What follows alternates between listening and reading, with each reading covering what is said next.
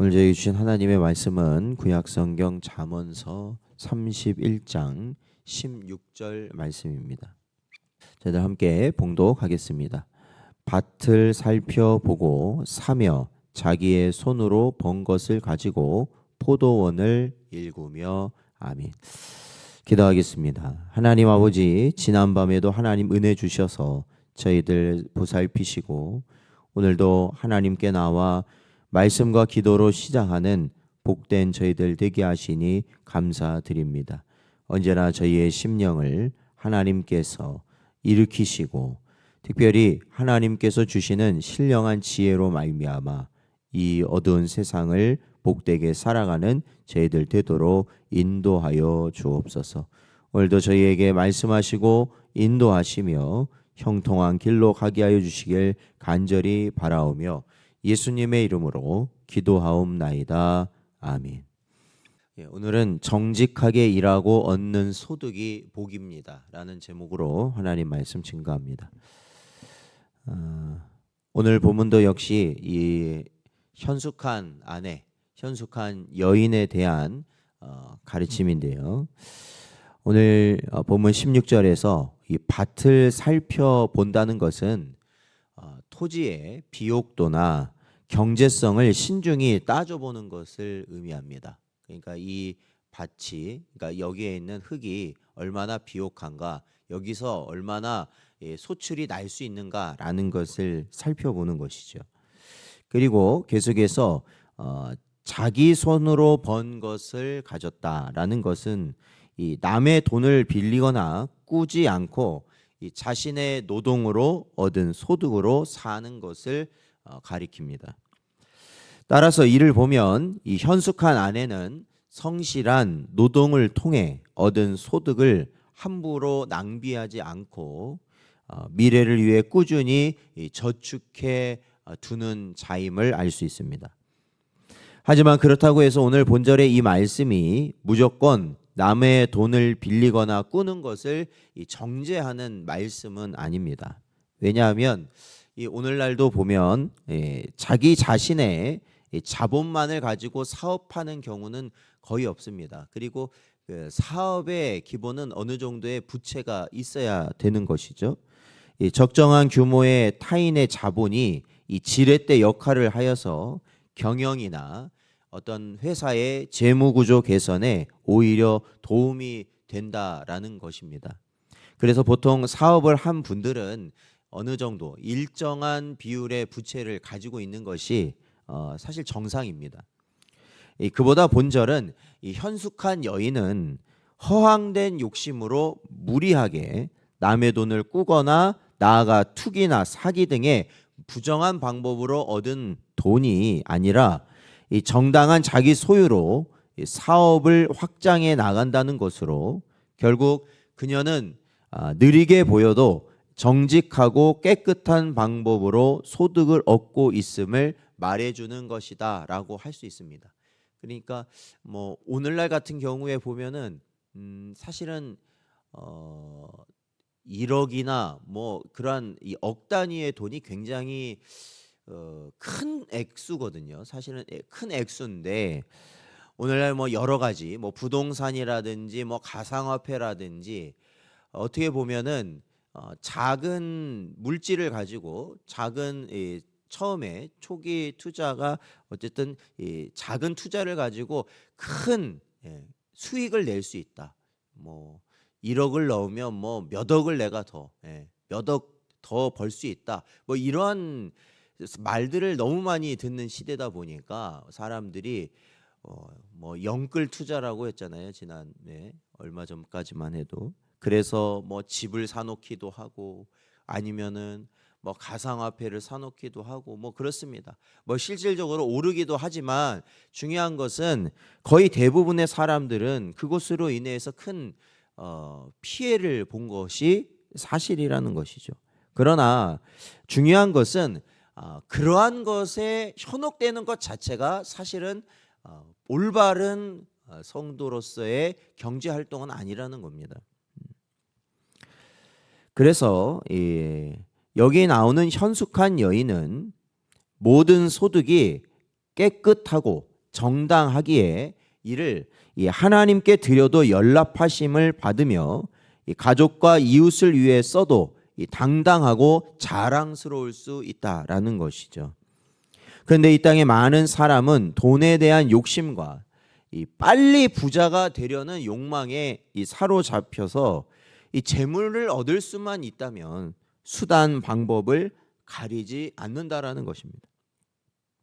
그리하여 대기업은 대기업대로 자신들의 유리한 지위를 이용해서 이 약한 위치에 있는 기업들에게 횡포를 부리고 나머지 작은 기업주들도 임금 체불이나 아니면은 제품의 질을 속이는 등 그러한 이 편법과 같은 방법을 통해서 이익을 남기려 하는 것이죠.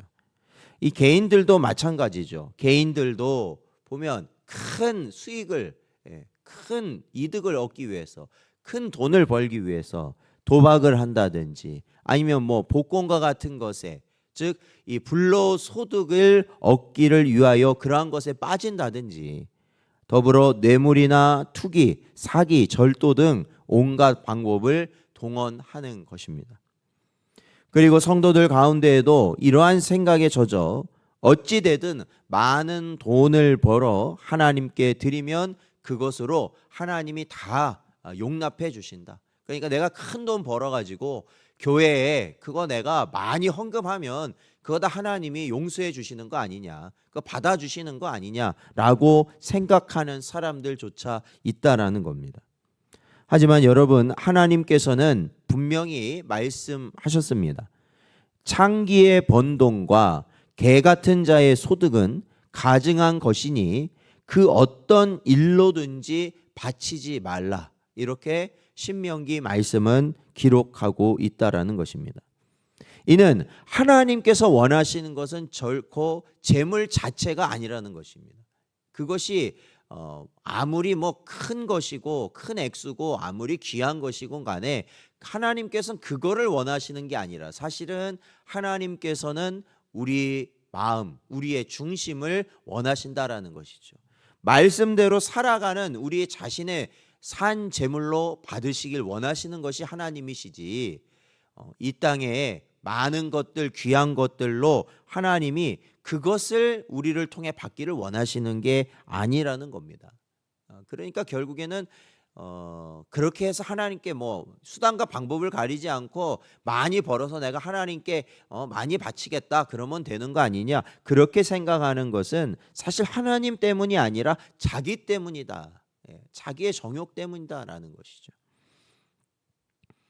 더구나 속이는 말로 재물을 모으는 것은 죽음을 구하는 것이다라고 잠언서는 기록하고 있습니다. 즉 정당한 방법으로 얻는 것이 아니면 아무리 많은 재물도 복은커녕 오히려 재앙이 될 뿐이다 라는 것이 오늘 말씀의 가르침인 것이죠. 이렇게 성경은 적은 소득이 의를 겸하면 많은 소득이 불의를 겸한 것보다 나으니라는 이 말씀을 우리는 기억하고 깨달아야 할 것입니다. 그러므로 사랑하는 성도 여러분, 우리는 허황된 욕심으로 무리하게 사업을 확장한다거나 아니면은 이 부당한 방법으로 많은 재물을 쌓으려다가 이 낭패를 보면서 하나님을 원망하는 일은 없어야겠습니다. 막 무리하게 하고 아니면은 어쨌든 여러 가지를 해서 그것이 잘 안 됐을 경우에 왜 하나님 나한테 이런 시련을 주시느냐, 그건 하나님 탓할 게 아니죠. 왜? 그것은 하나님을 위해서 한 게 아니잖아요. 그것은 자신의 정욕을 위해 했던 일들이기 때문에 그렇습니다. 그리고 설령 그리하여서 그러한 방법을 통해서 많은 재물을 얻었다 해도 하나님께서는 그것을 결코 기쁘게 보시지 않는다라는 것입니다. 그것을 기쁘게 보시지 않는다. 디모데전서 6장 17절 말씀을 보면 내가 이 세대에서 부한 자들을 명하여 마음을 높이지 말고 정함이 없는 재물에 소망을 두지 말고 오직 우리에게 모든 것을 후히 주사 누리게 하시는 하나님께 두라, 이렇게 말씀하고 있습니다. 그러니까 세상에 잘 나가는 사람들, 이러한 방법들을 가지고 큰 돈을 뭐 순식간에 버는 그러한 사람들, 그런 사람들에게 우리의 마음을 두지 말고 오히려 이러할 때일수록 누구에게 마음을 둬야 되느냐? 하나님께 우리의 마음을 둬야 된다. 하나님이 우리의 진정한 모든 것을 살피시고 우리에게 주시는 천하 만물의 주인 되신 하나님께 우리의 마음을 두고 사는 것이야말로 오늘날 이 때를 살아가는 우리 성도들의 중심이 되어야 한다라는 것이죠. 그러기에 적더라도 깨끗하고 정직한 방법으로 소득을 얻고 이를 말씀에 따라 올바로 사용함으로써 하나님께도 영광이 되고 자신에게도 복이 되는 삶을 우리는 살아야 한다라는 것입니다. 그것이 바로 하나님의 나라를 바라보는 자의 중심이 되는 것입니다. 이렇게 하나님의 성도로서 올바른 경제관을 가지고 하나님이 원하시는 의의 길을 가며 하나님께 영광을 드러내는 복된 여러분 되시기를 주의 이름으로 축원드립니다.